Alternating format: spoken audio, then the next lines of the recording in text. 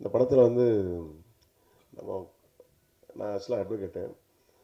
Constitution of law நம்ம இந்திய அரசியலமைப்பு சட்டம் புத்தகம் வந்து எத்தனை பேர் வீட்டில் இருக்குன்னு தெரியாது. யாரும் அதை யூஸ் பண்ணுறதில்ல, அதிகமாக தெரிஞ்சுக்கிறதும் இல்லை. இந்த படம் அதை பற்றியும் சொல்லும். ஸ்கூல் லைஃப்பில் நம்மளுக்கு விளையாட்டு, கைவிளை பொருட்கள் விளையாட்டு அந்த மாதிரி ஒரு பீரியட் இருக்க மாதிரி 1ஆம் கிளாஸ்லேருந்து 10th வரைக்கும் சொன்னாலே எல்லா சட்டத்தையும் தெரிஞ்சுக்கலாம். தெரிஞ்சுட்டா நம்மளை ரோட்டில் போகும்போது ஒரு போலீஸ் கூட பார்த்திங்கன்னா பேயும் தான் விடுவாங்க. ஆக்சுவலாக அப்படி கூடுறதுக்கெலாம் சட்டத்தில் இடம் இல்லை, கைண்டாக தான் கூப்பிடணும். இப்போ நான் ரோட்டில் போனேன்னா ட்ரிங்க் அண்ட் ட்ரைவ் செக் பண்ணுவாங்க. எல்லோரும் செக் பண்ணுறாங்கன்னா கிடையாது. கொஞ்சம் கருப்பாக குண்டாக இருந்தால் நெத்துவாங்க. போகிறவங்களே நம்ம தான் குடிக்காத மாதிரி இருக்கும். ஆக்சுவலாக பார்த்தீங்கன்னா அந்த மாதிரி செக் பண்ண முடியாது. ஏன்னு கேட்டிங்கன்னா யூரின் தான் செக் பண்ணணும். வாயில் டியூப் வச்சு செக் பண்ணுவாங்க. இதெல்லாம் ஒரு அவேர்னஸ் நீங்களாம் இதை சொல்லணும். ஏன்னா பப்ளிக்காக பார்த்தீங்கன்னா ரோட்டில் 500 பேர் போகிறாங்கன்னா அதில் 30 பேர் 20 பேர் பிடிப்பாங்க. அவங்களுக்கு இந்த 30 பேரும் குடிக்காரனா தெரியும். கண்டிப்பாக அந்த 30 பேர் குடிக்காரனா இருக்க மாட்டான். போனால் எல்லோரும் தான் செக் பண்ணணும். ஒரு ஏர்போர்ட்டில் போனால் எல்லோரும் செக் பண்ணுற மாதிரி இந்த ரோட்டில் பிளாக் பண்ணி எல்லோரும் பிடிக்கிறாங்க பார்த்தீங்களா. இதுக்கு வந்து அடிப்படை சட்டம் நமக்கு தெரியல தான். நம்ம வேறு நாட்டுக்கு போகும்போது அந்த நாட்டுடைய சட்டங்களை நம்ம தெரிஞ்சு வச்சுருக்கோம். ஆனால் இந்தியாவில் இது வரைக்கும் எவ்வளோ பேர் ஆண்டுட்ருக்காங்க.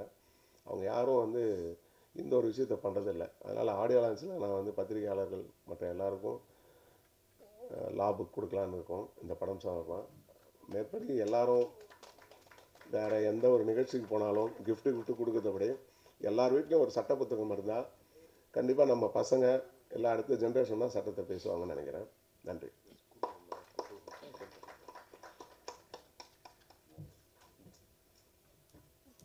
அடுத்ததாக இந்த படத்தில் வந்து நான் ஆக்சுவலாக அட்வொகேட்டு. கான்ஸ்டிடியூஷன் ஆஃப் லா நம்ம இந்திய அரசியலமைப்பு சட்டம் புத்தகம் வந்து எத்தனை பேர் வீட்டில் இருக்குன்னு தெரியாது. யாரும் அதை யூஸ் பண்ணுறதில்ல, அதிகமாக தெரிஞ்சுக்கிறதும் இல்லை. இந்த படம் அதை பற்றியும் சொல்லும். ஸ்கூல் லைஃப்பில் நம்மளுக்கு விளையாட்டு, கைவிளை பொருட்கள் விளையாட்டு அந்த மாதிரி ஒரு பீரியட் இருக்க மாதிரி 1ஆம் கிளாஸ்லேருந்து 10th வரைக்கும் சொன்னாலே எல்லா சட்டத்தையும் தெரிஞ்சுக்கலாம். தெரிஞ்சுட்டா நம்மளை ரோட்டில் போகும்போது ஒரு போலீஸ் கூட பார்த்திங்கன்னா பேயும் தான் விடுவாங்க. ஆக்சுவலாக அப்படி கூடுறதுக்கெலாம் சட்டத்தில் இடம் இல்லை, கைண்டாக தான் கூப்பிடணும். இப்போ நான் ரோட்டில் போனேன்னா ட்ரிங்க் அண்ட் ட்ரைவ் செக் பண்ணுவாங்க. எல்லோரும் செக் பண்ணுறாங்கன்னா கிடையாது.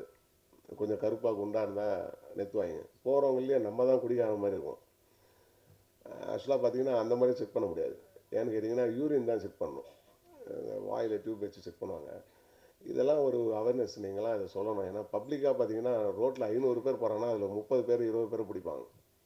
அவங்களுக்கு இந்த 30 பேரும் குடிக்காரனா தெரியும். கண்டிப்பாக அந்த 30 பேர் குடிக்காரனா இருக்க மாட்டான். போனால் எல்லோரும் தான் செக் பண்ணணும். ஒரு ஏர்போர்ட்டில் போனால் எல்லோரும் செக் பண்ணுற மாதிரி இந்த ரோட்டில் பிளாக் பண்ணி எல்லோரும் பிடிக்கிறாங்க பார்த்தீங்களா. இதுக்கு வந்து அடிப்படை சட்டம் நமக்கு தெரியல தான். நம்ம வேறு நாட்டுக்கு போகும்போது அந்த நாட்டுடைய சட்டங்களை நம்ம தெரிஞ்சு வச்சுருக்கோம். ஆனால் இந்தியாவில் இது வரைக்கும் எவ்வளோ பேர் ஆண்டுட்ருக்காங்க.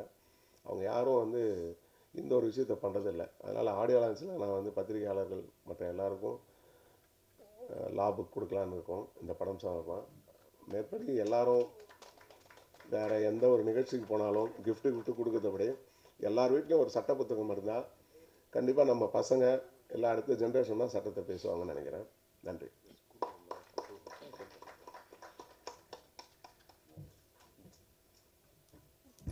அடுத்ததாக சார் மாவட்ட ஒர்க் பண்ணுற இருக்கும்போதும் சரி, மனோபாலா சார் கூட சேர்ந்து நடிக்கும்போதும் சரி, நேற்று நான் ரங்கராஜ் சார் படம் கூட நான் பண்ணியிருக்கேன். அவரும் சொல்லுவார், எங்களை வாழ வச்சதே இளையராஜாவும் மோகன் சாரும் தான். நாங்களாக பேசிக்கிடுவோம். 7ஆம் தேதி காலையில் நீ எடுத்துடுறியா, 9ஆம் தேதி நான் கூப்பிட்டு போயிடுறேன், இல்லை நீ 10ஆம் தேதி மதியானம் நீ கூப்பிட்டு போயிரு. இவர் என்னையா சொல்கிறீங்க, அங்கே வாங்க, இங்கே போங்க, ஒரே நேரத்தில். அது எல்லோரும் சரியாக எடுக்கணும்ல. சூப்பராக எடுத்துட்டாங்களே. புரியுதுங்களா உங்களுக்கு? மணிவன் சார் நல்லா இருக்கார், ரங்கராஜ் சார் நல்லா இருக்கார், மனோபாலா சார் நல்லா எடுக்கிறார். இன்னும் சொல்ல முடியாது. எல்லா பேருக்கும் எவ்வளோ பேர்த்துக்கு ஒரு லைஃப் கொடுத்துருக்காரு, எவ்வளோ பேரை வாழ வச்சுருக்காரு. நான் ஒரு இன்னொருத்தர் சொன்னார், நான் ஒன்று இம்ப்ரெஸ் பண்ணணும், சாரை வச்சு இம்ப்ரெஸ் பண்ணணும், அதுக்காக நான் ஒன்று ப்ரிப்பேர் பண்ணியிருந்தேன், அதை வந்து நிகில்முரியன் சார்கிட்ட. அது கம்மிங்க, இன்னும் கிடக்கு, கடலாக கிடக்கு. அதெல்லாம் எடுத்து பேசுங்க, நிறையா இருக்குது. ஆனால் இவ்வளோ பெரிய சில்வர் ஜூப்ளி ஹீரோ நாங்கள் நடிக்கும்போது அப்படி இல்லை, பக்கத்தில் நடிக்கும்போது இல்லை, அமைதியாக இருப்பார். 2 பேர் உதவியாளர், ஒரு டிரைவர் இருப்பார், சாப்பிடுவார்.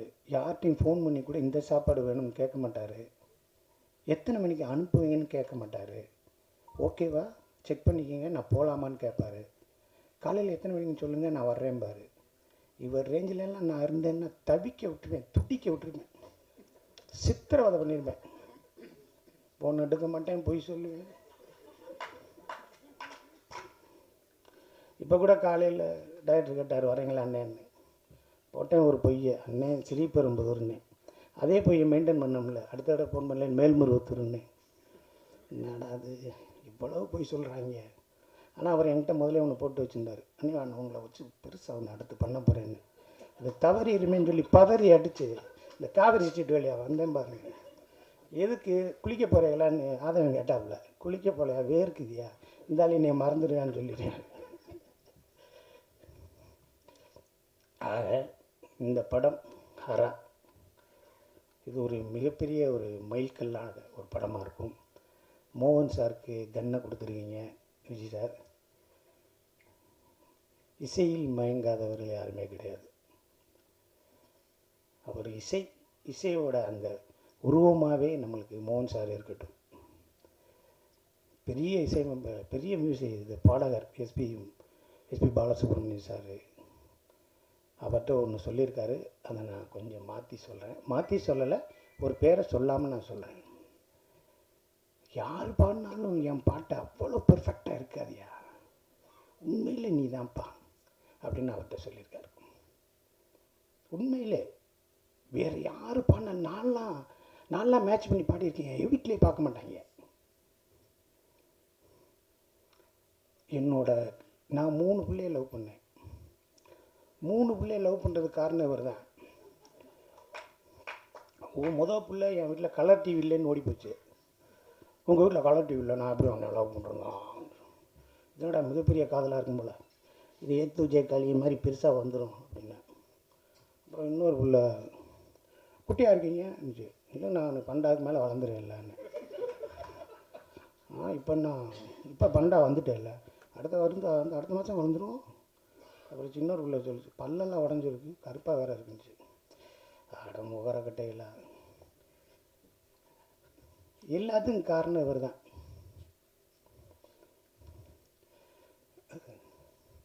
இதே கோயிலில் ஒரு பாட்டு வரும். நான் வந்து எங்கள் லவ் லெட்டர் கொடுக்கணுன்ட்டு போகிறேன்.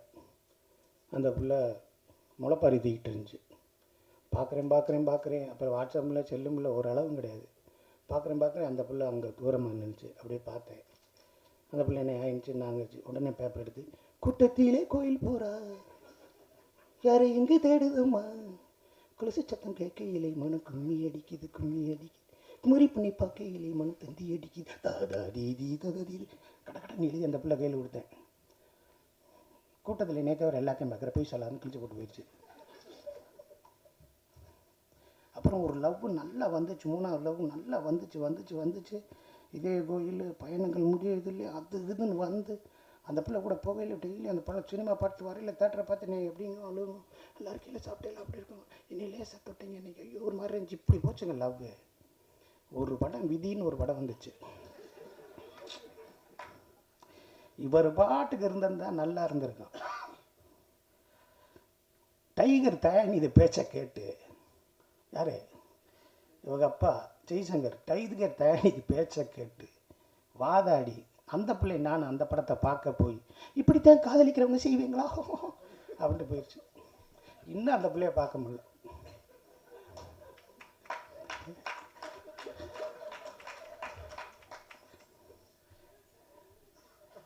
இன்னும் பார்க்க முடியல.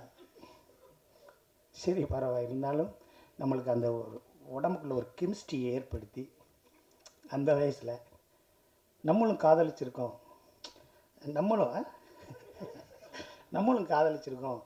அப்படிங்கிற ஒரு விஷயத்தை இந்த 80s 90s இந்த இளைஞர்களுக்கும் இன்னும் 2024 இருக்குது. இளையராஜா மோகன் சார் ஹிட்ஸு கொடுங்க, அந்த பாட்டு கொடுங்க, எங்களை தூங்க வைக்கிது, எனர்ஜி ஆக்கி வச்சுருக்கு. நாளைக்கு மாப்பிள்ளை கன்னியாகுமரி வரைக்கும் போகிறேன், அந்த 2 சீடியை போட்டு விட்டோம்னா ஜம்முன்னு போயிட்டு வரலாம்டா அப்படிங்கிற அளவுக்கு இன்னமும் நிறையா பேர் இருக்காங்க. எந்த பாட்டு கேட்டாலும் எந்த இதை பார்த்தாலும் எல்லாம் அமைச்சிருவாங்க. ஏன்னா இது முடியட்டும், மோகன் சார் பாட்டு முடியட்டும், இது நல்லா இருக்கும் போடு அப்படிங்கிற அளவுக்கு இன்ன வரைக்கும் நம்ம வீட்டுக்குள்ளே வந்து உட்காந்துருக்கிற மோகன் சார் அவரோட அன்புக்கும் அவரோட உள்ளத்திற்கும் அவரோட ஹேபிட்ஸுக்கும் தம் அடிக்க மாட்டாருங்க, தண்ணி அடிக்க மாட்டாருங்க, யாரையா பற்றி பேசினா போயிடுறாருங்க. இவர் பாட்டுக்கு வந்து மகளுக்கு ஒன்றாச்சேன்னு சோகமாக உட்காந்துருக்காரு. மகளை கொண்டு விட்டாங்கன்னு என்னமோ உட்காந்துருக்காரு. நானும் ஆதவனும் என்னைக்கும் இல்லாமல் உங்ககிட்ட இப்போது ஆசை டீன் டீன் டீன் டீன், எப்பப்போ வந்தாலும் அப்பப்போ கல்யாண பூசை டீன் டீன் டீன் வீடியோ போட்டுக்கிருக்கோம். அப்படியே பார்க்குறாரு, பார்த்துட்டு டைரக்டரை பார்க்குறாரு. டைரக்டர் இன்னைக்கு சாயந்தரம் போயிடுவாங்க சார். அப்படின்னா இவரை பார்த்துட்டாங்க டீன் டீன் டீங்கிறது. அதுவும் ஏதோ பிரச்சனை நடக்குது, என்ன ஆகும்னு. என்ன 8 மணிக்கு டிக்கெட்டா? 8 மணிக்கே டிக்கெட் போட்டேன். 10 மணிக்கு போகிறது, 8 மணிக்கே டிக்கெட் போட்டு அது அவ்வளோ பேரையும் அரவணைச்சு அவ்வளோ பேரையும் அன்பு நேசிக்கும் எங்கள் மோகன் சார். இன்னும் அவரை பற்றி பேசினா நிறைய பேசிகிட்டே இருக்கலாம். அவர் அன்புக்கும் இப்போ விஜய் சாரை தாண்டி அடுத்து ரஜினி சார் வரைக்கும் போயிட்டார். இன்னும் நீங்கள் Amitabh Bachchan sir, Jackie Shroff, Tom Lee Jones, Harrison Ford அப்படி போகணும். நான் உங்களை பார்த்து ரசித்த நாங்கள், இந்த உலகமுறை இருக்கும் தமிழர்களை நேசிக்கும் நீங்கள் என்றென்றும் சந்தோஷமாக அன்போட உங்கள் இயல்போடு வாழ வேண்டும் என்று இந்த சபைக்கு கூறிக்கொண்டு வாய்ப்புக்கு நன்றி கூறி நன்றி. சொல்ல மறந்துட்டேன். ப்ரொடியூசர் சார் காப்பி சொன்னேன்னு வரலையே அப்படிமே. அவர் வந்துடும் சார். என்ன சார் வரும், நேற்று இந்த காப்பி எடுக்கிறேன்னு தர மாட்டேறாங்க என்ன அப்படின்னு. ஜூஸ் கேட்டால் வந்துடலையே. அப்புறம் இவர் கொண்டு வருவார். ஏன் நீங்கள் கொண்டு வர்றீங்க? ஏதாவது செஞ்சாலும் செஞ்சுக்கிற வேண்டியதானே. ப்ரொடியூசரை பார்க்கணுமே சார். 7வது நாள் தான் சொல்கிறாரு நான் தான் ப்ரொடியூசர். அப்புறம் யோசிச்சு பார்த்தேன், ஏதாவது வஞ்சிருக்கமா திட்டிருக்கமான்னு. அதெல்லாம் இல்லை. அவ்வளோ பேரையும் அன்பாக வச்சுருந்தார்.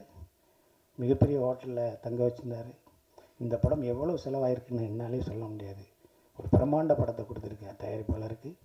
என்றென்றும் நன்றி சொல்லிக்கிறேன். அடுத்த படத்தில் மறக்கப்படனார்னு நினைக்கிறேன். நன்றி, வணக்கம்.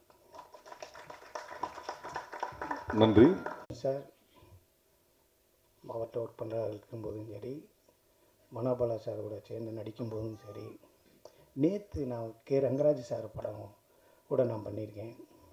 அவரும் சொல்லுவார், எங்களை வாழ வச்சதே இளையராஜாவும் மோகன் சாரும் தான். நாங்களாக பேசிக்கிடுவோம். 7ஆம் தேதி காலையில் நீ எடுத்துடுறியா, 9ஆம் தேதி நான் கூப்பிட்டு போயிடுறேன், இல்லை நீ 10ஆம் தேதி மதியானம் நீ கூப்பிட்டு போயிரு. இவர் என்னையா சொல்கிறீங்க, அங்கே வாங்க, இங்கே போங்க, ஒரே நேரத்தில். அது எல்லோரும் சரியாக எடுக்கணும்ல. சூப்பராக எடுத்துட்டாங்களே. புரியுதுங்களா உங்களுக்கு? மணிவன் சார் நல்லா இருக்கார், கே ரங்கராஜ் சார் நல்லா இருக்கார், மனோபாலா சார் நல்லா எடுக்கிறார். இன்னும் சொல்ல முடியாது. எல்லா பேருக்கும் எவ்வளோ பேர்த்துக்கு ஒரு லைஃப் கொடுத்துருக்காரு, எவ்வளோ பேரை வாழ வச்சுருக்காரு. நான் அவர் இன்னொருத்தர் சொன்னார், நான் ஒன்று இம்ப்ரெஸ் பண்ணணும், சாரை வச்சு இம்ப்ரெஸ் பண்ணணும், அதுக்காக நான் ஒன்று ப்ரிப்பேர் பண்ணியிருந்தேன், அதை வந்து நிகில்முரியன் சார்ட்ட. அது கம்மிங்க, இன்னும் கிடக்கு, கடலாக கிடக்கு. அதெல்லாம் எடுத்து பேசுங்க, நிறையா இருக்குது. ஆனால் இவ்வளோ பெரிய சில்வர் ஜூப்ளி ஹீரோ நாங்கள் நடிக்கும்போது அப்படி இல்லை. பக்கத்தில் நடிக்கும்போது இல்லை, அமைதியாக இருப்பார். 2 பேர் உதவியாளர், ஒரு டிரைவர் இருப்பார், சாப்பிடுவார். யார்கிட்டையும் ஃபோன் பண்ணி கூட இந்த சாப்பாடு வேணும்னு கேட்க மாட்டார். எத்தனை மணிக்கு அனுப்புவீங்கன்னு கேட்க மாட்டார். ஓகேவா, செக் பண்ணிக்கிங்க, நான் போகலாமான்னு கேட்பார். காலையில் எத்தனை மணிக்குன்னு சொல்லுங்கள், நான் வர்றேன்பார். இவர் ரேஞ்சிலெல்லாம் நான் இருந்தேன்னா தவிக்க விட்டுருவேன், துடிக்க விட்டுருவேன், சித்திரவதை பண்ணிடுவேன். ஃபோன் எடுக்க மாட்டேன், பொய் சொல்லுவேன். இப்போ கூட காலையில் டைரக்டர் கேட்டார் வரீங்களா அண்ணேன்னு. போட்டேன் ஒரு பொய்யை, அண்ணன் ஸ்ரீபெரும்புதூர்னு. அதே போய் மெயின்டைன் பண்ண முடியல. அடுத்த தடவை ஃபோன் பண்ணல, மேல்மருவத்தூர்னு. என்னடா அது இவ்வளவு போய் சொல்கிறாங்க. ஆனால் அவர் என்கிட்ட முதலே ஒன்று போட்டு வச்சுருந்தார், அண்ணே நான் உங்களை வச்சு பெருசாக ஒன்று அடுத்து பண்ண போகிறேன்னு. அது தவறிடுமேன்னு சொல்லி பதறி அடித்து இந்த காவிரி ஸ்ட்ரீட் வழியாக வந்தேன் பாருங்க. எதுக்கு குளிக்க போகிறீங்களான்னு ஆதவன் கேட்டாப்புல. குளிக்க போகலையா, வேர்க்குதியா, இருந்தாலும் என்னை மறந்துடுவேன்னு சொல்லிடுறேன். ஆக இந்த படம் ஹரா இது ஒரு மிகப்பெரிய ஒரு மைல்கல்லான ஒரு படமாக இருக்கும். மோகன் சாருக்கு கன்னை கொடுத்துருக்கீங்க விஜய் சார். இசையில் மயங்காதவர்கள் யாருமே கிடையாது. அவர் இசையோட அந்த உருவமாகவே நம்மளுக்கு மோகன் சார் இருக்கட்டும். பெரிய பெரிய மியூசிக் இது பாடகர் எஸ்பி பாலசுப்ரமணியம் சார். அவர்கிட்ட ஒன்று சொல்லியிருக்காரு, அதை நான் கொஞ்சம் மாற்றி சொல்கிறேன். மாற்றி சொல்லலை, ஒரு பேரை சொல்லாமல் நான் சொல்கிறேன். யார் பாடினாலும் என் பாட்டை அவ்வளோ பெர்ஃபெக்டாக இருக்காதியா, உண்மையில் நீ தான்ப்பா அப்படின்னு அவர்கிட்ட சொல்லியிருக்காரு. உண்மையிலே வேறு யார் பாடின நான்லாம் மேட்ச் பண்ணி பாடியிருக்கேன். என் வீட்டிலே பார்க்க மாட்டாங்க. நான் 3 பிள்ளையை லவ் பண்ணேன். 3 பிள்ளையை லவ் பண்ணுறதுக்கு காரணம் இவர் தான். முதல் பிள்ளை என் வீட்டில் கலர் டிவி இல்லைன்னு ஓடி போச்சு. உங்கள் வீட்டில் கலர் டிவி இல்லை, நான் எப்படி அவனை லவ் பண்ணுறேங்க. இதோட மிகப்பெரிய காதலாக இருக்கும் போல், இது ஏத்து ஜெயக்காளி மாதிரி பெருசாக வந்துடும் அப்படின்னு. அப்புறம் இன்னொரு பிள்ளை, குட்டியாக இருக்கீங்க இருந்துச்சு. இல்லை நான் 12க்கு மேலே வளர்ந்துருவேன் இல்லைன்னு. இப்போ பண்டா வந்துட்டேன் இல்லை, அடுத்த மாதம் வளர்ந்துடும். அப்புறம் சின்ன பிள்ளை சொல்லிச்சு, பல்லெல்லாம் உடஞ்சிருக்கு, கருப்பாக வேறு இருக்குச்சு. அட முகர கட்டையில். எல்லாத்துக்கும் காரணம் இவர் தான்.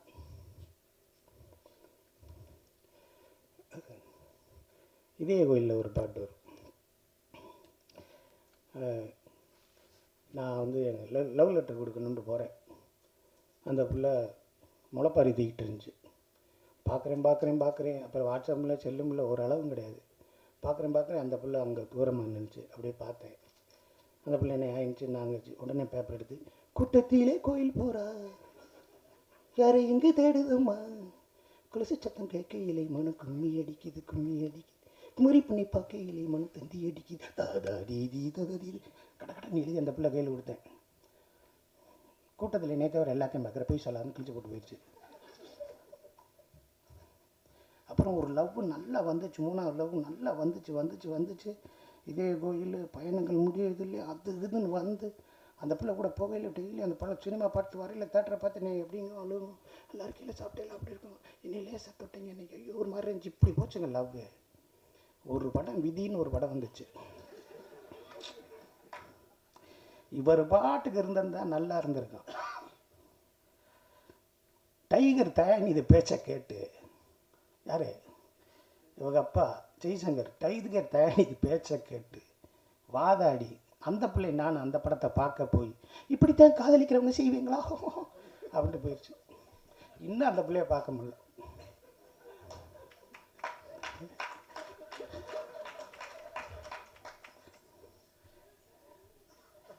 இன்னும் பார்க்க முடியல.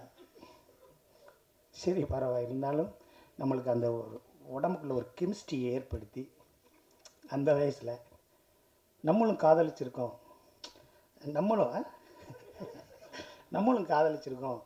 அப்படிங்கிற ஒரு விஷயத்தை இந்த 80s 90s இந்த இளைஞர்களுக்கும் இன்னும் 2024 இருக்குது. இளையராஜா மோகன் சார் ஹிட்ஸு கொடுங்க, அந்த பாட்டு கொடுங்க, எங்களை தூங்க வைக்கிது, எனர்ஜி ஆக்கி வச்சுருக்கு.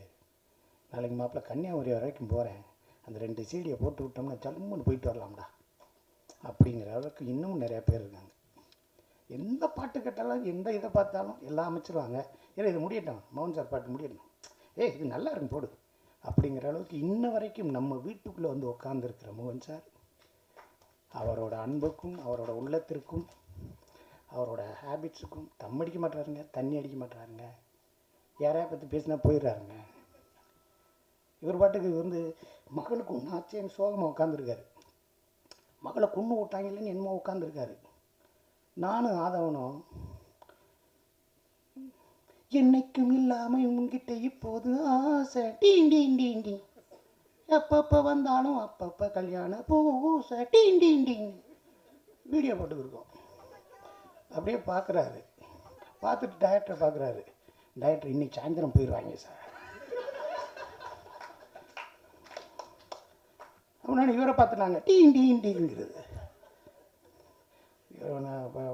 அதுவும் ஏதோ பிரச்சனை நடக்குது, என்ன ஆகும்னு. என்ன 8 மணிக்கு டிக்கெட்டா? 8 மணிக்கே டிக்கெட் போட்டேன். 10 மணிக்கு போகிறது, 8 மணிக்கே டிக்கெட் போட்டு அது அவ்வளோ பேரையும் அரவணைச்சு அவ்வளோ பேரையும் அன்பு நேசிக்கும் எங்கள் மோகன் சார். இன்னும் அவரை பற்றி பேசினா நிறைய பேசிகிட்டே இருக்கலாம். அவர் அன்புக்கும் இப்போ விஜய் சாரை தாண்டி அடுத்து ரஜினி சார் வரைக்கும் போயிட்டார். இன்னும் நீங்கள் அமிதாப் பச்சன் சார், சாக்கி ஷெராஃபு, டாம்லி லீ ஜோன்ஸு, ஹாரிசன் ஃபோர்டு, அப்படி போகணும். நான் உங்களை பார்த்து ரசித்த நாங்கள், இந்த உலகமுறை இருக்கும் தமிழர்களை நேசிக்கும் நீங்கள் என்றென்றும் சந்தோஷமாக அன்போடு உங்கள் இயல்போடு வாழ வேண்டும் என்று இந்த சபைக்கு கூறிக்கொண்டு வாய்ப்புக்கு நன்றி கூறி விடைபெறுகிறேன். நன்றி. சொல்ல மறந்துட்டேன். ப்ரொடியூசர் சார் காப்பி சொன்னேன்னு வரலையே அப்படிம்பேன். அவர் வந்துடும் சார். என்ன சார் வரும், நேற்று காப்பி கேட்டுக்கிறேன் தரமாட்டுறாங்க. என்ன அப்படின்னு ஜூஸ் கேட்டால் வந்துடலையே. அப்புறம் இவர் கொண்டு வருவார். ஏன் நீங்கள் கொண்டு வரீங்க? ஏதாவது செஞ்சாலும் செஞ்சுக்கிற வேண்டியதானே. ப்ரொடியூசரை பார்க்கணுமே சார். 7வது நாள் தான் சொல்கிறாரு நான் தான் ப்ரொடியூசர். அப்புறம் யோசிச்சு பார்த்தேன், ஏதாவது வஞ்சிருக்குமா திட்டிருக்குமான்னு. அதெல்லாம் இல்லை. அவ்வளோ பேரையும் அன்பாக வச்சுருந்தார். மிகப்பெரிய ஹோட்டலில் தங்க வச்சுருந்தார். இந்த படம் எவ்வளோ செலவாயிருக்குன்னு என்னாலே சொல்ல முடியாது. ஒரு பிரம்மாண்ட படத்தை கொடுத்துருக்கேன் தயாரிப்பாளருக்கு. என்றென்றும் நன்றி சொல்லிக்கிறேன். அடுத்த படத்தில் மறக்கப்படலார்னு நினைக்கிறேன். நன்றி, வணக்கம். நன்றி.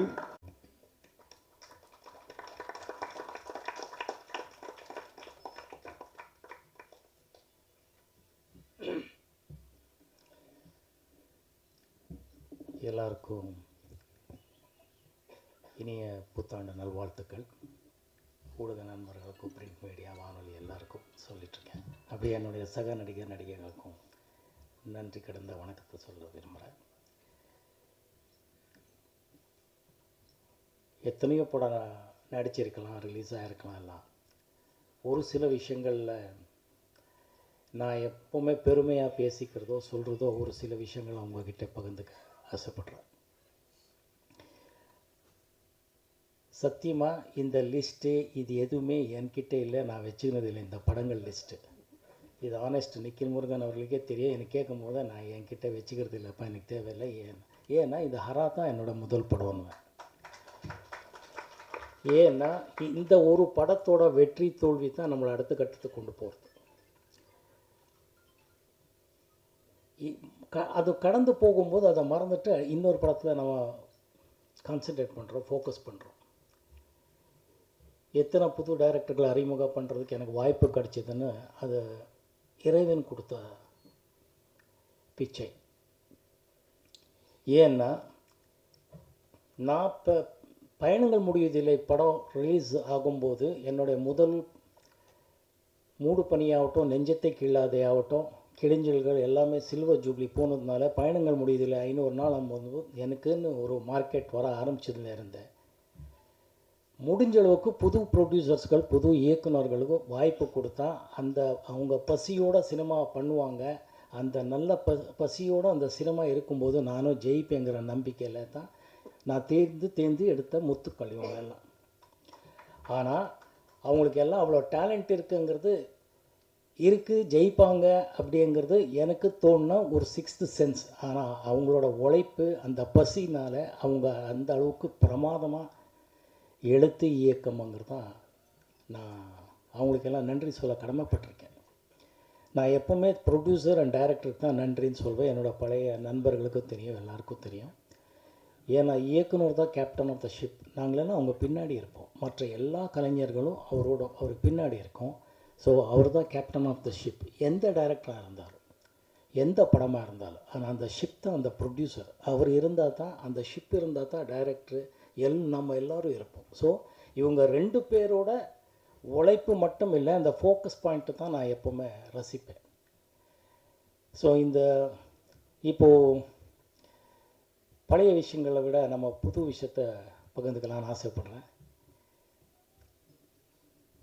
பாட்டுகள் பற்றி எல்லாரும் சொல்கிறாங்க, அதுக்கு இளையராஜா சார் தெய்வம், அவர் உண்மையான இசை ஞானிங்கிறதுல ரெண்டாவது வார்த்தை இந்த தமிழனும் சொல்ல முடியாது, இந்த ரசிகனும் சொல்ல முடியாது, இந்த ரசிகையும் சொல்ல முடியாது. அவர் 1500 படத்தை மேலே பண்ணிட்டார்.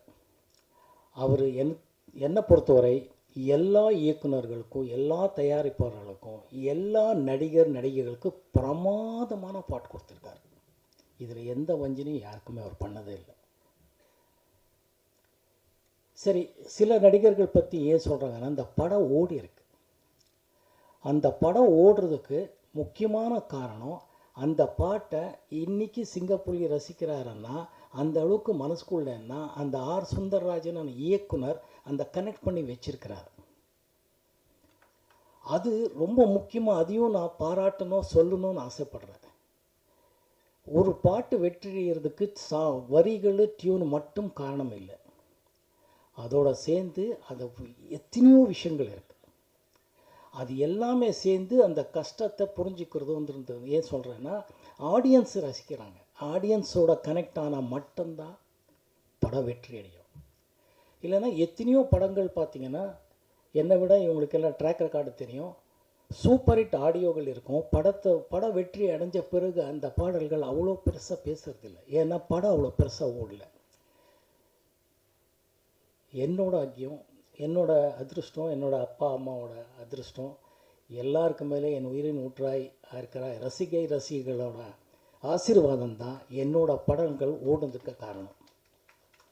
என்னை அவங்க வீட்டில் ஒரு தத்து பிள்ளை மாதிரியே வச்சுக்கிட்டாங்க. என் பையனாகவும் தம்பியாவோ அண்ணனாவோ காதலனாவோ என்னவோ வச்சுக்கிட்டாங்க. ஏன்னா ஒரு எத்தனையோ படங்கள் சொல்லலாம். ஒரு விதியில் நான் வில்லனாக நடித்தாலும் நம்ம மோகன் தானே அப்படின்வாங்க. மௌனராகம் மாதிரி ஒரு நல்ல பொசிஷனாக நடித்தா நம்ம மோகன் தானேன்றாங்க. ரெட்டை வால் குருவியில் 2-3 பொண்டாட்டிகளை சமாளிக்கிறான்னு நம்ம மோகன் தானேன்றாங்க. அதுக்கு அந்த இயக்குநர்கள் பட்ட கஷ்டங்கள் தான் எனக்கு தெரியும். கிரேட் டைரக்டர்ஸ் பாலுமகேந்திரா சார் ஆகட்டும், மணிரத்னம் எல்லாரும் இருக்கிறாங்க. அவங்க எல்லாரோடைய இயக்கம் அப்படிங்கிறது ஆடியன்ஸை உட்கார வச்சிச்சு, மறுபடியும் பார்க்க வச்சிச்சு. இளையராஜா சார் இசையை மறுபடியும் கேட்க வச்சிச்சு. இவங்களுக்கு எல்லாருக்கும் நான் நன்றி சொல்ல கடமைப்பட்டிருக்கேன். இப்போது ஹரா பற்றி பேசுகிறேன்.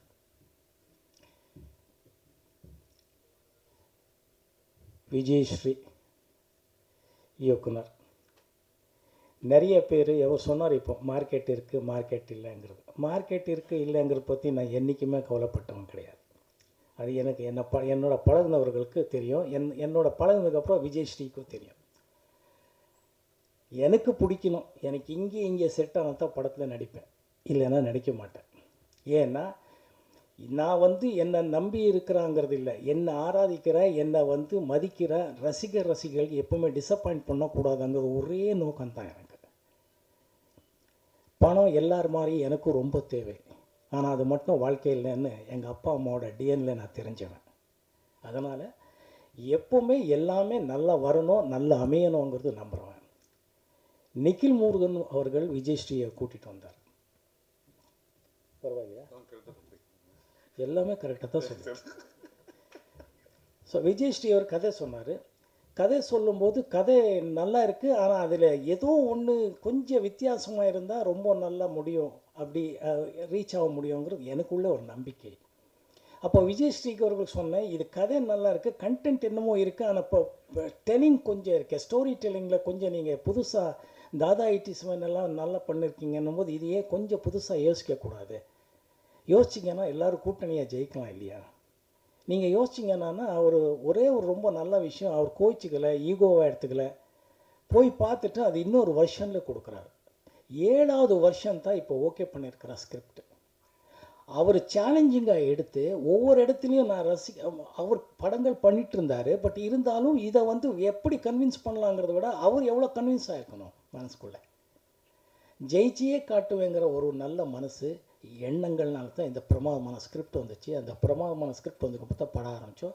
மோகன்ராஜ் ப்ரொடியூசர்கள் வந்தார். அது வேறு கதை. சரி, விஜயஸ்ரீ எனக்கு தெரிஞ்ச பெரிய பெரிய டைரக்டர்களாகட்டும், நல்ல நண்பர்கள் டைரக்டர்களை எப்போவுமே கேட்டார், எப்படி நீ இந்த அறா படம் ஒத்துக்கிட்ட, அதில் என்ன அப்படி ஒரு விஜயஸ்ரீன்னு கேட்டிருக்காரு. அது அவருக்கும் தெரியும், நிக்கிலுக்கும் தெரியும். நான் வந்து ஏதோ 50-60 டைரக்டரோட ஒர்க் பண்ணியிருக்கேன்றாரு. அது ஓகே. பெரிய பெரிய ஜீனியஸ் டைரக்டர்கிட்ட ஒர்க் பண்ண பாக்கியம் எனக்கு கிடச்சிது. பாலுமகேந்திரா சார் ஆகட்டும், மகேந்திரன் சார் ஆகட்டும், சிங்கீதம் ஸ்ரீனிவாஸ் ஆகட்டும், பாப்பு சார் ஆகட்டும், பாலச்சந்திரன், நிறைய ஜீனியஸ் எல்லாருமே என்னோட பாக்கியம் அது. பாப்பு சார், ஜே வில்லியம்ஸ் இன் மலையாளம், எல்லாம் ஆல் லாங்குவேஜ்லேயும் எனக்கு கிடைச்ச பாக்கியம். அதுலேருந்து புது டைரக்டர்களுக்கும் அறிமுகமாகிறதுக்கும் நான் முக்கியமான காரணமாக இருந்தேங்கிறது என்னோட பாக்கியம்தான். ஆனால் விஜயஸ்ரீ கிட்டே இருக்கிற ஒரு பெக்யூலியர், ஒரு எக்ஸ்ட்ராடினரி ஷார்ப் மைண்ட் என்னன்னா, he has got a fantastic knowledge of the lighting sense, sound sense. இது பொதுவாக டைரக்டர்கள்கிட்ட இருக்காதுங்கிறது இல்லை. அவருக்கு தேவை இருக்கோ இல்லையோ, அது இன்னொரு நல்ல கேமராமேனையும் சவுண்ட் இன்ஜினியரையும் எடிட்டர்களும் நம்பி அதில் அவர் கூட்டணியை பண்ணுவார். இவர் மட்டும் அது ஒரு ஷார்ட் வைக்கும்போது இந்த லைட்டிங்குக்கு எது வேணும் எது வேணாம், இது டிஏ வரைக்கும் யோசிப்பார். அது எனக்கு பிரமிப்பாக இருக்குது. அது ரொம்ப நல்லா இருந்துச்சு. அந்த திறமையை வந்து அவரை எங்கேயோ கொண்டு போய் நிறுத்தோங்கிறது தான் உண்மையான விஷயம். எத்தனையோ புது டைரக்டர்களை அறிமுகம் பண்ணிட்டாருங்கிற ஒரு நல்ல விஷயங்களில் இப்படி ஒரு பட்ட டைரக்டர் நான் எப்படி, இது மனோபாலா சொன்ன வார்த்தை. அவர் இன்றைக்கி நம்மளோட இல்லை, என்னோட நண்பன். படம் ஷூட்டிங்கில் வந்து முதல்ல சண்டை போட்டு போனால், அதுக்கப்புறம் ஷூட்டிங்கில் வந்து இந்த வார்த்தை கேட்ட அப்போ தான் சொன்னேன், இப்போ பாரு மவனை நான் எதுக்கு யோசித்தேன், எதுக்கு பண்ணேன் பாருன்னு. அதுக்கப்புறம் ஆமாண்டா, கரெக்டடா, இது எப்படிடா, அதுதான்மா, something says he is very good, don't comment, just follow him, everything will be ஓகேன்னு. அதுக்கப்புறம் ஃபாலோ பண்ணால் அவனும் நடிச்சிருக்கான். அன்ஃபார்ச்சுனேட்லி அவர் இன்றைக்கி நம்மளோட இல்லை, ஆத்மா இங்கே தான் இருக்கும், நம்மளை ஆசீர்வாதிக்கும்னு நான் நினைக்கிறேன். ஸோ அந்த ஒரு விஷயத்தில் விஜயஸ்ரீ அவர்கள் மியூசிக் சென்ஸ் ஆகட்டும், அவர் பண்ண டி ராஜேந்திரன் மாதிரி, குட்டி ராஜேந்திரன், டி ராஜேந்திரன் சொல்லுவார், லிரிக் ரைட்ரு, எடிட்டிங்கு, ஃபோட்டோகிராஃபி, லைட்டிங்கு, மார்க்கெட்டிங்கு, அதான் சொன்ன மாதிரி எல்லா தொழில்நுட்பங்களும் தெரிஞ்சிருக்கிறாரு. அதில் எதுவும் ஒரு புதுசாக பண்ணி ரீச் பண்ணணும்னு ஆசைப்படுறாரு. அந்த பசி இருக்கிற வரை அவர் ஜெயிச்சுட்டே இருப்பார். அதுதான் உண்மையான விஷயம். அவருக்கு உடம்பு ஆக்சிடெண்ட் பற்றி சிங்கப்புலி சொன்னார், மற்றவங்க எல்லாம் சொல்லியிருக்காங்க. அவர் இன்றைக்கி இப்படி இருக்கிறது ரொம்ப முக்கியமான காரணம் அவரோட குடும்பம்னு நான் நினைக்கிறேன். அவரோட ஒய்ஃப் கிரேட் லேடி, இங்கே வந்திருக்காங்களா, கிரேட் லேடி. தவமாக இருந்தாங்க அந்த அம்மா, தவமாக நின்று பிரார்த்தனை பண்ணாங்க, தவமாக இருந்து தைரியமாக இருந்தாங்க, தவமாக இருந்து நம்பிக்கையாக இருந்தாங்க, தவமாக இருந்தால் நம்பிக்கை கொடுத்தாங்க. அந்த அம்மாவோட ஒவ்வொரு வார்த்தையும் இவருக்கு அவ்வளோ பெரிய டானிக். அந்த அம்மா சொல்லும், சார் மோகன் சார் வந்துடுவார் சார், இந்த மனுஷன் ஹி வாஸ் இன் கோமா, அந்த அம்மா சொல்லும், கிரேட் லேடி. ஸோ இவரோட ஒய்ஃபோட புண்ணியமும் குழந்தைங்களோட புண்ணியமும், இவர் மறுபடி சொன்ன மாதிரி ஹரா படத்தை முடிக்கணும்னு திருப்பி வந்திருக்காரு. இல்லை, நிறைய படங்கள் பண்ணணும் ஆசைப்படுறோம். நிறைய நல்ல படங்கள், நல்ல கண்டென்ட் வித்தியாசமாக கொடுப்பாரு. அந்த நல்ல படங்கள் மக்கள் ரசிப்பாங்கன்னு நினைப்பேன். என்னோட நினப்பு, என்னோட ஆசையும் கூட. இந்த படத்தை பொறுத்தவரை நாங்கள் முதல்ல சொன்னதை பாடல்கள் இருக்கக்கூடாதுன்னு இருந்தேன். ஆனால் அப்படியே ஒரு 3-4 பாட்டு வச்சுட்டாரு, நல்லா வந்திருக்கு. மியூசிக் டைரக்டர் பிரமாதம்.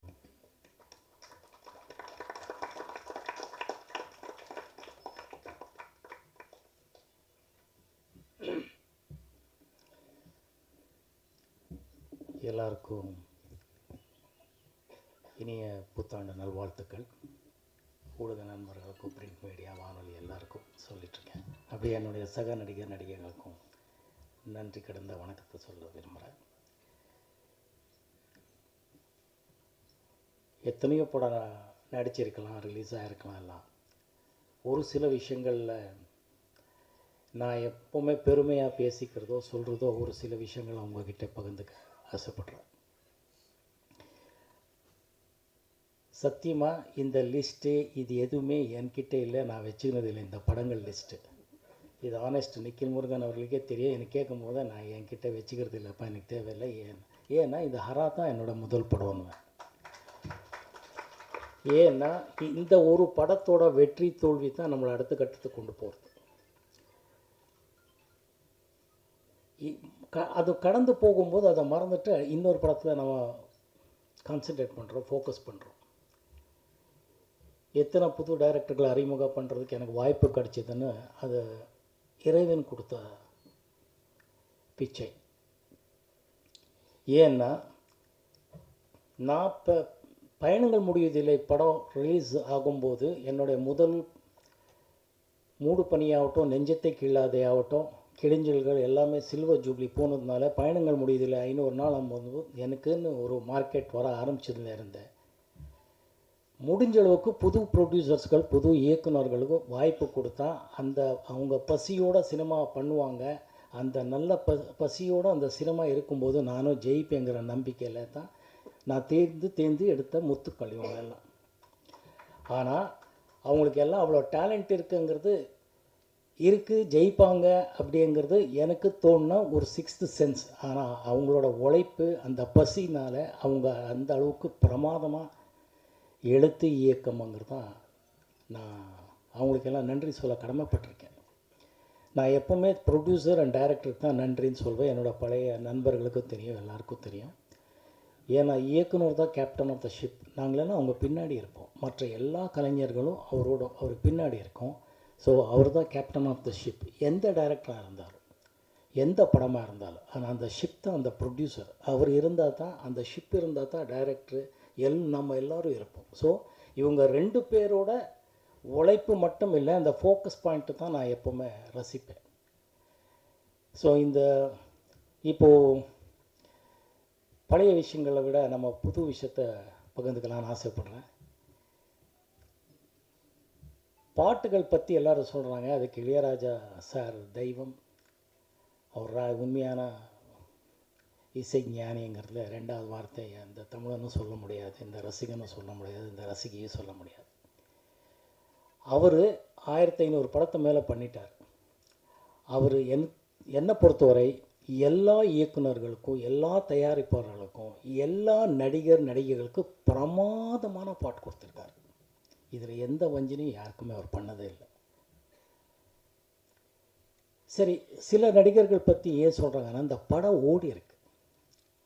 அந்த படம் ஓடுறதுக்கு முக்கியமான காரணம், அந்த பாட்டை இன்றைக்கி சிங்கப்புலி ரசிக்கிறாருன்னா அந்த அளவுக்கு மனசுக்குள்ளேன்னா அந்த ஆர் சுந்தரராஜன் இயக்குனர் அந்த கனெக்ட் பண்ணி வச்சிருக்கிறார். அது ரொம்ப முக்கியமாக. அதையும் நான் பாராட்டணும், சொல்லணும்னு ஆசைப்படுறேன். ஒரு பாட்டு வெற்றியறதுக்கு வரிகள், டியூன் மட்டும் காரணம் இல்லை.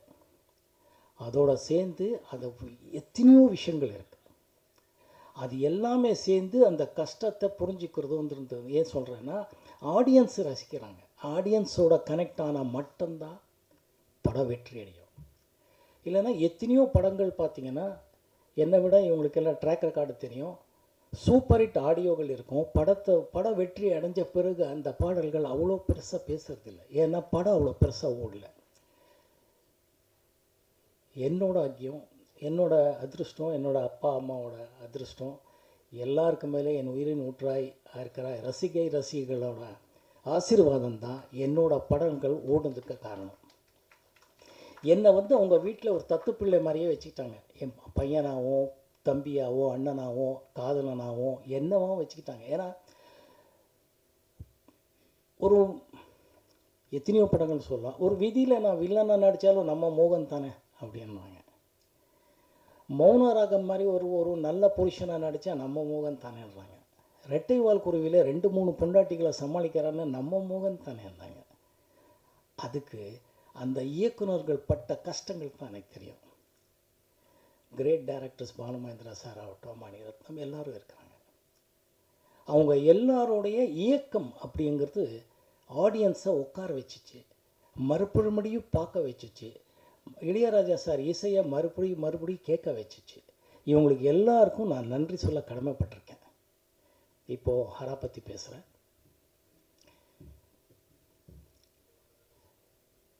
விஜயஸ்ரீ இயக்குனர். நிறைய பேர் எவர் சொன்னார் இப்போ மார்க்கெட் இருக்குது, மார்க்கெட் இல்லைங்கிறது. மார்க்கெட் இருக்குது இல்லைங்கிறத பற்றி நான் என்றைக்குமே கவலைப்பட்டவன் கிடையாது. அது எனக்கு என்னோட பழகுனவர்களுக்கு தெரியும். என்னோட பழகுனதுக்கப்புறம் விஜயஸ்ரீக்கும் தெரியும். எனக்கு பிடிக்கணும், எனக்கு இங்கே செட் ஆனால் தான் படத்தில் நடிப்பேன், இல்லைன்னா நடிக்க மாட்டேன். ஏன்னா நான் வந்து என்னை நம்பி இருக்கிறாங்கிறது இல்லை, என்னை ஆராதிக்கிற, என்னை வந்து மதிக்கிற ரசிகர்களுக்கு எப்போவுமே டிசப்பாயிண்ட் பண்ணக்கூடாதுங்கிற ஒரே நோக்கம்தான் எனக்கு. பணம் எல்லார் மாதிரி எனக்கும் ரொம்ப தேவை, ஆனால் அது மட்டும் வாழ்க்கை இல்லைன்னு எங்கள் அப்பா அம்மாவோட டிஎன்ல நான் தெரிஞ்சவன். அதனால் எப்போவுமே எல்லாமே நல்லா வரணும், நல்லா அமையணுங்கிறது நம்புகிறவன். நிக்கில் முருகன் அவர்கள் விஜயஸ்ரீயை கூட்டிகிட்டு வந்தார். பரவாயில்லையா? எல்லாமே கரெக்டாக தான் சொன்னார். ஸோ விஜயஸ்ரீ அவர் கதை சொன்னார். கதை சொல்லும்போது கதை நல்லா இருக்குது, ஆனால் அதில் ஏதோ ஒன்று கொஞ்சம் வித்தியாசமாக இருந்தால் ரொம்ப நல்லா முடியும், அப்படி ரீச் ஆக முடியுங்கிறது எனக்குள்ள ஒரு நம்பிக்கை. அப்போ விஜயஸ்ரீக்கு அவர்கள் சொன்னேன், இது கதை நல்லா இருக்குது, கண்டென்ட் என்னமோ இருக்குது, ஆனால் இப்போ டெல்லிங் கொஞ்சம் இருக்குது, ஸ்டோரி டெல்லிங்கில் கொஞ்சம் நீங்கள் புதுசாக தாதா ஐட்டிஸ்மன் எல்லாம் நல்லா பண்ணியிருக்கீங்கன்னும் போது இதையே கொஞ்சம் புதுசாக யோசிக்கக்கூடாது, யோசிச்சிங்கன்னா எல்லோரும் கூட்டணியாக ஜெயிக்கலாம் இல்லையா? நீங்கள் யோசிச்சிங்கன்னா ஒரே ஒரு ரொம்ப நல்ல விஷயம், அவர் கோச்சிக்கலை, ஈகோவாக எடுத்துக்கல, போய் பார்த்துட்டு அது இன்னொரு வருஷனில் கொடுக்குறாரு. 7வது வருஷம் தான் இப்போ ஓகே பண்ணியிருக்கிறார் ஸ்கிரிப்ட். அவர் சேலஞ்சிங்காக எடுத்து ஒவ்வொரு இடத்துலையும் நான் அவர் படங்கள் பண்ணிகிட்டு இருந்தார். பட் இருந்தாலும் இதை வந்து எப்படி கன்வின்ஸ் பண்ணலாங்கிறத விட அவர் எவ்வளோ கன்வின்ஸ் ஆகிருக்கணும் மனசுக்குள்ளே. ஜெயிச்சியே காட்டுவேங்கிற ஒரு நல்ல மனசு எண்ணங்கள்னால தான் இந்த பிரமாதமான ஸ்கிரிப்ட் வந்துச்சு. அந்த பிரமாதமான ஸ்கிரிப்ட் வந்து தான் படம் ஆரம்பித்தோம். மோகன்ராஜ் ப்ரொடியூசர்கள் வந்தார். அது வேறு கதை. சரி, விஜயஸ்ரீ எனக்கு தெரிஞ்ச பெரிய பெரிய டைரக்டர்களாகட்டும், நல்ல நண்பர்கள் டைரக்டர்களை எப்போவுமே கேட்டார், எப்படி நீ இந்த படம் ஒத்துக்கிட்ட, அதில் என்ன அப்படி ஒரு விஜயஸ்ரீன்னு கேட்டிருக்காரு. அவருக்கும் தெரியும், நிக்கிலுக்கும் தெரியும்.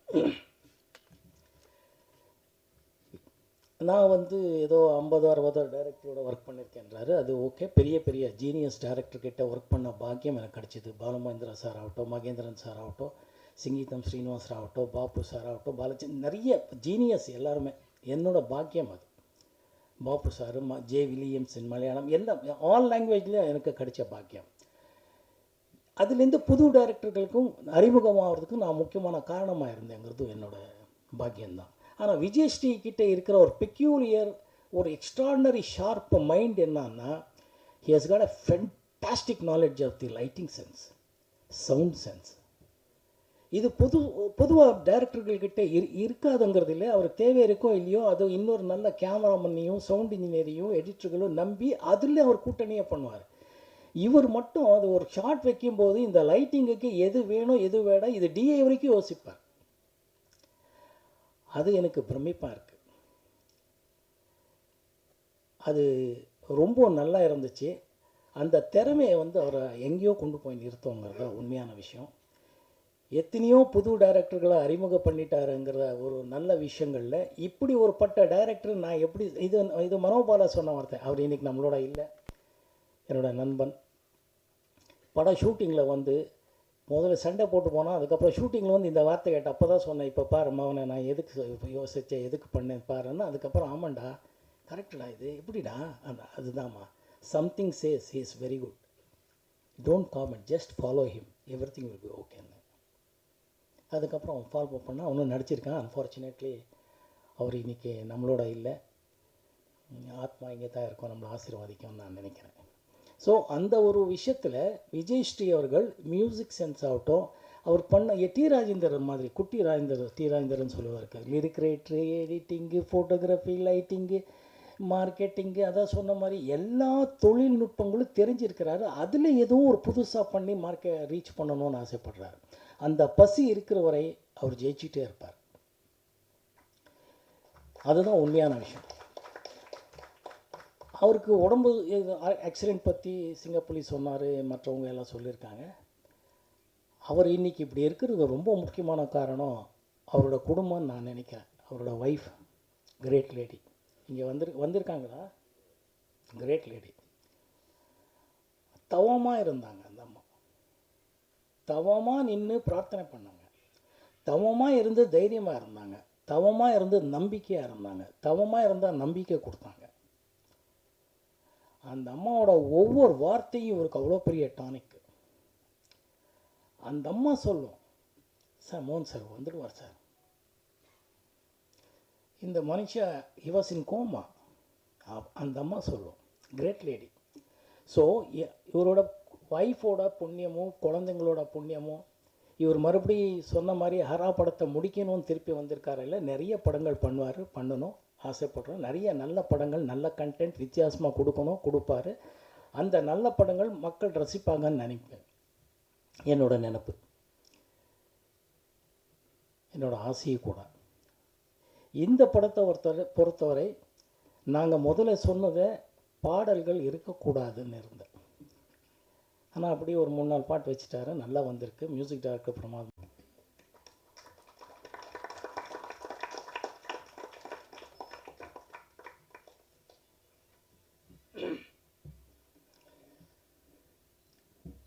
எல்லாருக்கும் இனிய புத்தாண்டு நல்வாழ்த்துக்கள். ஊடக நண்பர்களுக்கும், பிரிண்ட் மீடியா, வானொலி எல்லாருக்கும் சொல்லிகிட்ருக்கேன். அப்படியே என்னுடைய சக நடிகர்களுக்கும் நன்றி கடந்த வணக்கத்தை சொல்ல விரும்புகிறேன். எத்தனையோ படம் நடிச்சிருக்கலாம், ரிலீஸ் ஆகிருக்கலாம். எல்லாம் ஒரு சில விஷயங்களில் நான் எப்போவுமே பெருமையாக பேசிக்கிறதோ சொல்கிறதோ ஒரு சில விஷயங்கள் அவங்கக்கிட்ட பகிர்ந்துக்க ஆசைப்படுறேன். சத்தியமாக இந்த லிஸ்ட்டு இது எதுவுமே என்கிட்ட இல்லை, நான் வச்சுக்கினது இல்லை. இந்த படங்கள் லிஸ்ட்டு இது ஆனஸ்ட் நிக்கில் முருகன் அவர்களுக்கே தெரியும். எனக்கு கேட்கும் போது நான் என்கிட்ட வச்சுக்கிறது இல்லைப்பா, எனக்கு தேவையில்லை. ஏன்னா இந்த ஹரா தான் என்னோடய முதல் படம்னு. ஏன்னா இந்த ஒரு படத்தோட வெற்றி தோல்வி தான் நம்மளை அடுத்த கட்டத்துக்கு கொண்டு போகிறது. அது கடந்து போகும்போது அதை மறந்துட்டு இன்னொரு படத்தில் நம்ம கான்சென்ட்ரேட் பண்ணுறோம், ஃபோக்கஸ் பண்ணுறோம். எத்தனை புது டைரக்டர்களை அறிமுகம் பண்ணுறதுக்கு எனக்கு வாய்ப்பு கிடைச்சிதுன்னு அது இறைவன் கொடுத்த பிச்சை. ஏன்னா நான் இப்போ பயணங்கள் முடிவதில்லை படம் ரிலீஸ் ஆகும்போது என்னுடைய முதல் மூடு பனியாகட்டும், நெஞ்சத்தை கிள்ளாதே ஆகட்டும், கிழிஞ்சல்கள் எல்லாமே சில்வர் ஜூப்ளி போனதுனால பயணங்கள் முடிவதில்லை 500 நாள் போது எனக்குன்னு ஒரு மார்க்கெட் வர ஆரம்பிச்சதுல இருந்தேன். முடிஞ்ச அளவுக்கு புது ப்ரொடியூசர்ஸ்கள், புது இயக்குநர்களுக்கும் வாய்ப்பு கொடுத்தா அந்த அவங்க பசியோட சினிமா பண்ணுவாங்க. அந்த நல்ல பசியோடு அந்த சினிமா இருக்கும்போது நானும் ஜெயிப்பேங்கிற நம்பிக்கையில் தான் நான் தேர்ந்து எடுத்த முத்துக்கள் இவங்களெல்லாம். ஆனால் அவங்களுக்கு எல்லாம் அவ்வளோ டேலண்ட் இருக்குங்கிறது இருக்குது, ஜெயிப்பாங்க அப்படிங்கிறது எனக்கு தோணுனா ஒரு 6th சென்ஸ். ஆனால் அவங்களோட உழைப்பு, அந்த பசினால் அவங்க அந்த அளவுக்கு பிரமாதமாக எழுத்து இயக்கம்ங்கிறது தான் நான் அவங்களுக்கெல்லாம் நன்றி சொல்ல கடமைப்பட்டிருக்கேன். நான் எப்போவுமே ப்ரொடியூசர் அண்ட் டைரக்டருக்கு தான் நன்றின்னு சொல்வேன். என்னோடய பழைய நண்பர்களுக்கும் தெரியும், எல்லாருக்கும் தெரியும். ஏன்னா இயக்குனர் தான் கேப்டன் ஆஃப் த ஷிப். நாங்களெல்லாம் அவங்க பின்னாடி இருப்போம். மற்ற எல்லா கலைஞர்களும் அவருக்கு பின்னாடி இருக்கோம். ஸோ அவர் தான் கேப்டன் ஆஃப் த ஷிப். எந்த டைரக்டராக இருந்தாலும், எந்த படமாக இருந்தாலும், ஆனால் அந்த ஷிப் தான் அந்த ப்ரொடியூசர். அவர் இருந்தால் தான், அந்த ஷிப் இருந்தால் தான் டைரக்டரு நம்ம எல்லோரும் இருப்போம். ஸோ இவங்க 2 பேரோட உழைப்பு மட்டும் இல்லை, அந்த ஃபோக்கஸ் பாயிண்ட்டு தான் நான் எப்போவுமே ரசிப்பேன். ஸோ இப்போது பழைய விஷயங்களை விட நம்ம புது விஷயத்தை பகிர்ந்துக்கலாம்னு ஆசைப்பட்றேன். பாட்டுகள் பற்றி எல்லோரும் சொல்கிறாங்க, அதுக்கு இளையராஜா சார் தெய்வம். அவர் உண்மையான இசை ஞானிங்கிறதுல 2வது வார்த்தை இந்த தமிழனும் சொல்ல முடியாது, இந்த ரசிகனும் சொல்ல முடியாது, இந்த ரசிகையும் சொல்ல முடியாது. அவர் 1500 படத்தை மேலே பண்ணிட்டார். அவர் என்னை பொறுத்தவரை எல்லா இயக்குநர்களுக்கும், எல்லா தயாரிப்பாளர்களுக்கும், எல்லா நடிகர்களுக்கும் பிரமாதமான பாட்டு கொடுத்துருக்காரு. இதில் எந்த வஞ்சனையும் யாருக்குமே அவர் பண்ணதே இல்லை. சரி, சில நடிகர்கள் பற்றி ஏன் சொல்கிறாங்கன்னா, அந்த படம் ஓடி இருக்கு. அந்த படம் ஓடுறதுக்கு முக்கியமான காரணம், அந்த பாட்டை இன்றைக்கி சிங்கப்பூர்லி ரசிக்கிறாருன்னா அந்த அளவுக்கு மனசுக்குள்ளேன்னா அந்த ஆர் சுந்தரராஜன் அந்த இயக்குனர் அந்த கனெக்ட் பண்ணி வச்சிருக்கிறார். அது ரொம்ப முக்கியமாக. அதையும் நான் பாராட்டணும், சொல்லணும்னு ஆசைப்படுறேன். ஒரு பாட்டு வெற்றியறதுக்கு வரிகள், டியூன் மட்டும் காரணம் இல்லை. அதோடு சேர்ந்து அது எத்தனையோ விஷயங்கள் இருக்குது. அது எல்லாமே சேர்ந்து அந்த கஷ்டத்தை புரிஞ்சுக்கிறதுன்றது ஏன் சொல்கிறேன்னா, ஆடியன்ஸ் ரசிக்கிறாங்க. ஆடியன்ஸோட கனெக்ட் ஆனால் மட்டும்தான் படம் வெற்றி அடையும். இல்லைன்னா எத்தனையோ படங்கள் பார்த்தீங்கன்னா, என்னை விட இவங்களுக்கெல்லாம் ட்ராக் ரெக்கார்டு தெரியும், சூப்பர் ஹிட் ஆடியோகள் இருக்கும். படம் வெற்றி அடைஞ்ச பிறகு அந்த பாடல்கள் அவ்வளோ பெருசாக பேசுறதில்லை. ஏன்னா படம் அவ்வளோ பெருசாக ஓடல. என்னோட பாக்கியம், என்னோட அதிருஷ்டம், என்னோட அப்பா அம்மாவோட அதிருஷ்டம், எல்லாருக்கு மேலே என் உயிரின் ஊற்றாய் இருக்கிற ரசிகைகளோட ஆசீர்வாதம் தான் என்னோட படங்கள் ஓடுனதுக்கு காரணம். என்னை வந்து அவங்க வீட்டில் ஒரு தத்து பிள்ளை மாதிரியே வச்சுக்கிட்டாங்க. என் பையனாகவும் தம்பியாவோ அண்ணனாவோ காதலனாவோ என்னவோ வச்சுக்கிட்டாங்க. ஏன்னா ஒரு எத்தனையோ படங்கள் சொல்லலாம். ஒரு விதியில் நான் வில்லனாக நடித்தாலும் நம்ம மோகன் தானே அப்படின்வாங்க. மௌனராகம் மாதிரி ஒரு நல்ல பொசிஷனாக நடித்தா நம்ம மோகன் தானேன்றாங்க. ரெட்டை வால் குருவியில் 2-3 பொண்டாட்டிகளை சமாளிக்கிறான்னு நம்ம மோகன் தானேன்றாங்க. அதுக்கு அந்த இயக்குனர்கள் பட்ட கஷ்டங்கள் தான் எனக்கு தெரியும். கிரேட் டைரக்டர்ஸ் பாலுமகேந்திரா சார் ஆகட்டும், மணிரத்னம் எல்லோரும் இருக்கிறாங்க. அவங்க எல்லாரோடைய இயக்கம் அப்படிங்கிறது ஆடியன்ஸை உட்கார வச்சிச்சு, மறுபடியும் பார்க்க வச்சிச்சு. இளையராஜா சார் இசையை மறுபடியும் கேட்க வச்சிச்சு. இவங்களுக்கு எல்லாருக்கும் நான் நன்றி சொல்ல கடமைப்பட்டிருக்கேன். இப்போது ஹரா பற்றி பேசுகிறேன்.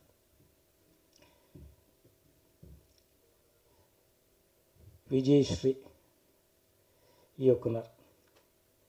நிறைய பேர் எவர் சொன்னார் இப்போ மார்க்கெட் இருக்குது மார்க்கெட் இல்லைங்கிறது. மார்க்கெட் இருக்குது இல்லைங்கிறத பற்றி நான் என்றைக்குமே கவலைப்பட்டவன் கிடையாது. அது எனக்கு என்னோட பழகினவர்களுக்கு தெரியும். என்னோட பழகினதுக்கப்புறம் விஜயஸ்ரீக்கும் தெரியும். எனக்கு பிடிக்கணும், எனக்கு இங்கே செட் ஆனால் தான் படத்தில் நடிப்பேன், இல்லைன்னா நடிக்க மாட்டேன்.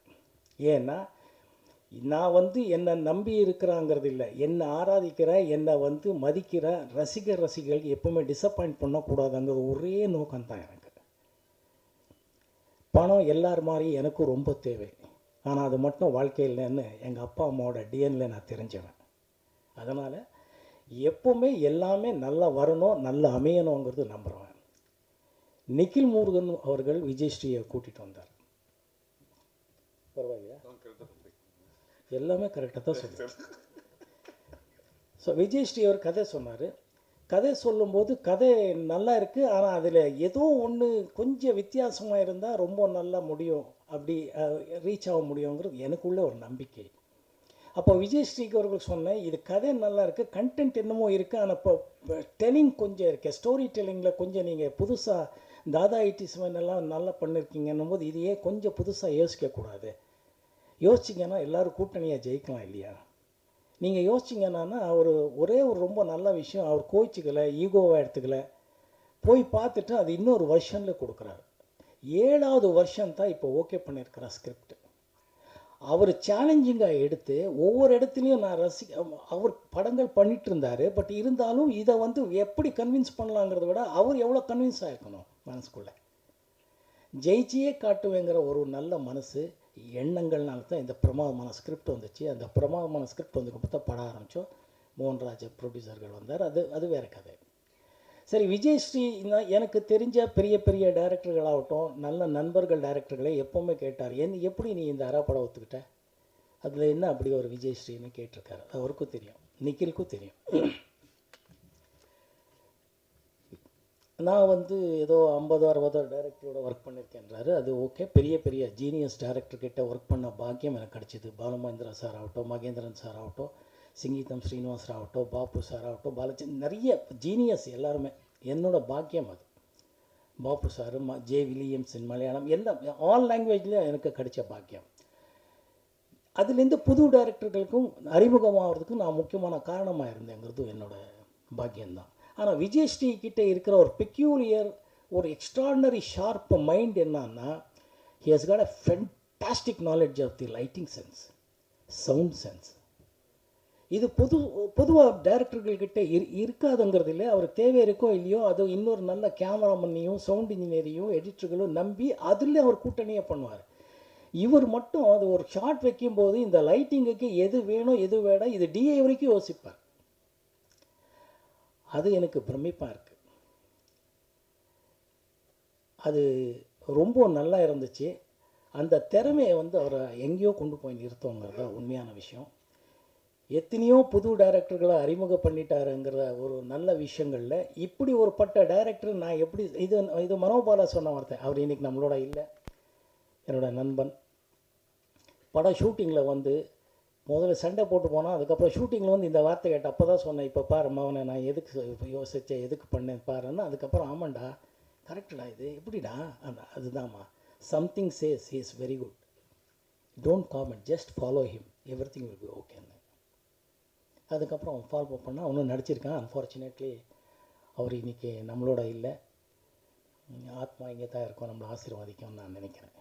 ஸோ அந்த ஒரு விஷயத்தில் விஜய் ஸ்ரீ அவர்கள் மியூசிக் சென்ஸ் ஆகட்டும், அவர் பண்ண டி ராஜேந்தர் மாதிரி, குட்டி ராஜேந்தர், டி ராஜேந்தர்னு சொல்லுவார், லிரிக் ரைட்ரு, எடிட்டிங்கு, ஃபோட்டோகிராஃபி, லைட்டிங்கு, மார்க்கெட்டிங்கு, அதான் சொன்ன மாதிரி எல்லா தொழில்நுட்பங்களும் தெரிஞ்சிருக்கிறாரு. அதில் எதுவும் ஒரு புதுசாக பண்ணி ரீச் பண்ணணும்னு ஆசைப்படுறாரு.